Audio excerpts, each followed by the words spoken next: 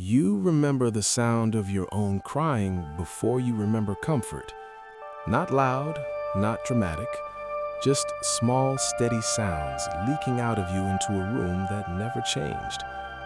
You learned quickly that nothing followed. No footsteps, no voice calling your name, just the same still air pressing back against you. And somewhere in that silence, something inside you began to shrink. Because how long do you keep calling when no one ever comes? You didn't stop crying because you felt better.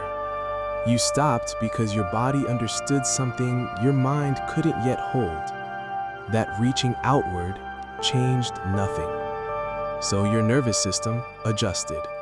It lowered the volume. It softened the signals. It learned to contain what was too heavy to carry alone. Not because you were calm. And then something even quieter happened. You stopped expecting.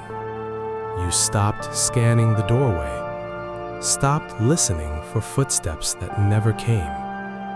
You became easy, low maintenance, self-contained. The kind of child people describe as so well-behaved. But what they never saw was how much of you disappeared to make that possible.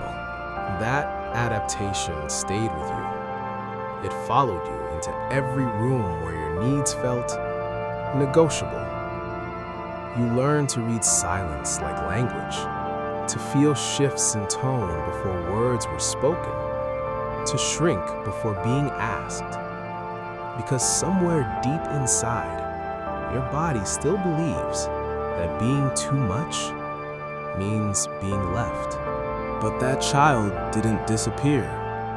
They just went quiet, still inside you, waiting in the same still room, not asking for everything, not asking for too much, just wondering if this time someone might finally turn toward them.